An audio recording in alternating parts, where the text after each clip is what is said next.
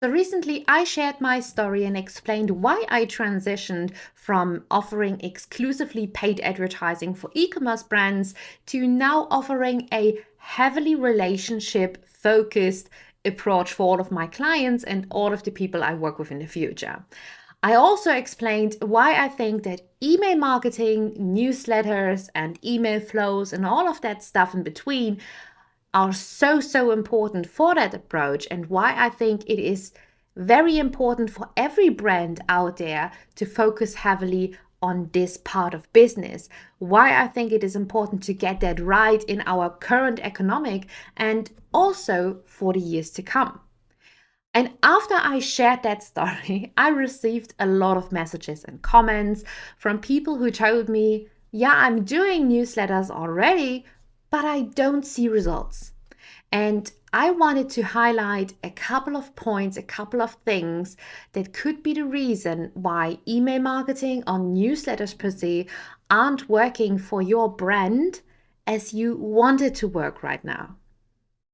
So the first thing we have to look at are your expectations. What are your expectations for your newsletter? And do your expectations meet reality? And then also, do you have goals for your newsletter? Do you have a certain goal for each and every newsletter email that you send out to your audience? And what are these goals? And do they differ from email to email to email? I know brands that send out only promotional newsletter emails. That is all they do.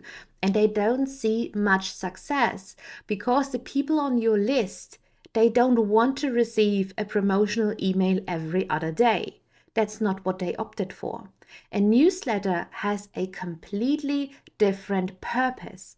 The purpose of a newsletter is to deepen the relationship between your brand and the people who opted for your newsletter. It's not about making a sale all the time. It is about deepen that connection. It is about nurturing your audience, giving value. And with value, I don't mean giving buying opportunities all the time and asking for a sale all the time. Once you understand what a newsletter's purpose is actually, you can start changing the content of your newsletter. You can have specific goals that differ from email to email. And then you will, even though the newsletter is not about making a sale, you will then see increased sales from your list as well. So the next element to look at is buying opportunities. Are you even adding buying opportunities to your newsletter at all? Because if you don't, the chances of people accidentally stumbling over to your website and buying something are very rare. There are brands, as I was just talking about, who are treating their newsletter like a promotional email sequence. But a newsletter is not meant to be that. But there are also brands who are treating their newsletter like a nurture email sequence. So they're only nurturing their audience. They're only giving advice and providing solutions and giving value and value and value. And they never add some sort of buying opportunity at all. And this also makes no sense because at some point you want to make a sale. So in order to place buying opportunities the right way in your newsletter, what you want to do is, because a newsletter is meant to deepen the relationship to the people who opted for your list and build an audience that trusts your brand that much that they will eventually become buyers, and not only one-time buyers, but recurring buyers. So in order to place these buying opportunities the right way, what you want to do is you want to continue adding value, of course. For example, when you are a mattress brand, just think you are selling mattresses and you are also selling additional products.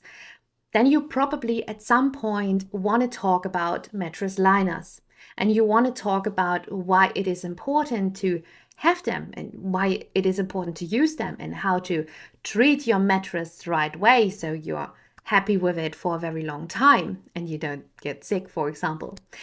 So you sent out a newsletter explaining that. You explained why mattress liners are important and how they can help you. So what you do in this newsletter is you show your audience that they might have a problem, and then you also, because you're smart, you're delivering the solution right away.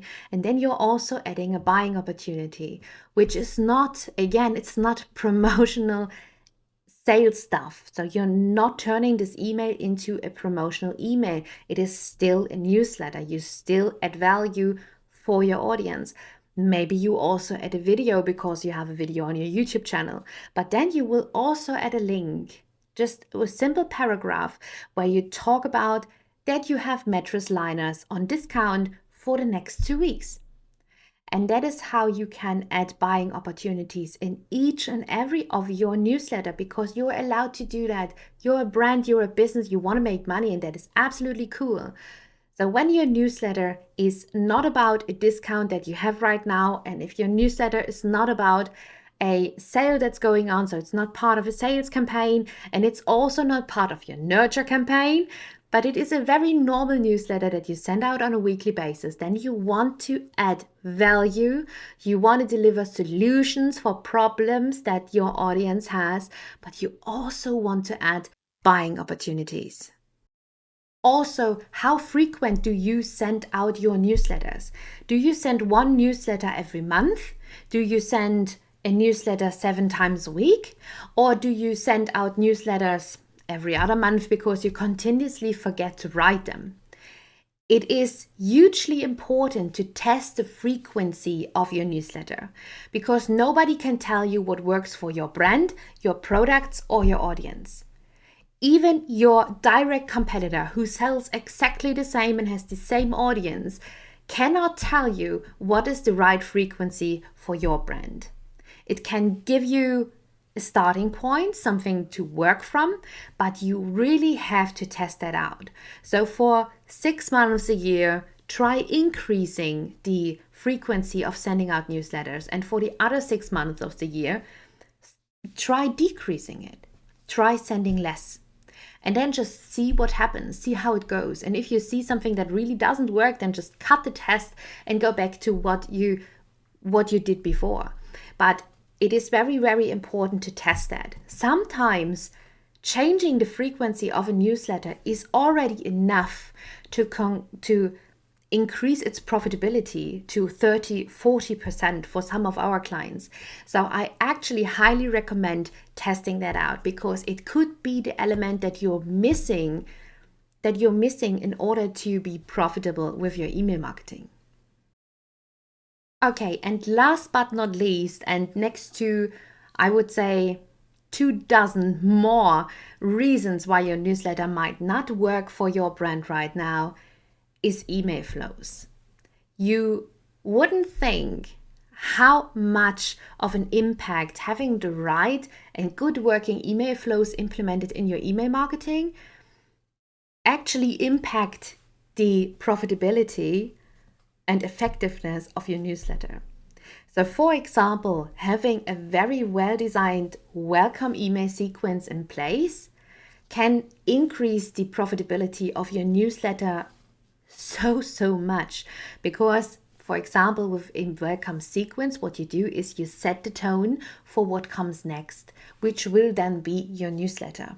Or having a nurture sequence in place that really answers all the questions, that raises concerns and then brings solutions to close them again. Having this kind of nurture sequence in place adds that much trust and transparency for your brand in order to kickstart building a deep relationship with your audience, that all of these sequences that you should have in place actually make a huge difference when it comes to your newsletter, opening behavior, reading behavior, engaging behavior, and also buying behavior of your audience. So if you don't have email flows in place just yet, if you don't have a very well-designed welcome sequence, because that is so important, and if you don't have a nurture sequence, and if you don't have an engaging flow set up, or re-engaging flow setup, then I highly recommend, before you start tweaking your newsletter itself, start implementing these sequences, these email flows, because that might just solve all your problems with your newsletter. So you see, these are just a few elements that could be missed right now in your brand for your effective newsletter marketing. And it doesn't mean that a newsletter doesn't work for your brand. It doesn't mean that email marketing is not the right way to get more customers, to get your customers to buy more, to increase your AOV, whatever it is that you're concerned about. It doesn't mean that email marketing is not the right way, because after 20 years in marketing, I have never seen a single brand who was not able to make email marketing a very, very affordable tool in their marketing box, because it just is. And you cannot deny that. It just means for you, if it's not working right now, it just means you haven't tested enough. It just means you haven't put in the effort that it needs to make it work. But trust me, when you make it work, when you put in the effort, when you put in the work, when you put in the time to work on your email marketing constantly, if you just do that for a year, you would never want to miss email and newsletter in your business again, because it is the best way. And I really believe in that so deeply. It is the only way to make sure that your brand is actually thriving sustainably, that you can grow with a very good foundation without being swept away by some other competitor that comes along and just has more budget than you have. So if it's not working right now, please don't freak out. Just try to change the elements that I was just talking about, see how that works. And I'm pretty sure you will see better results in some time.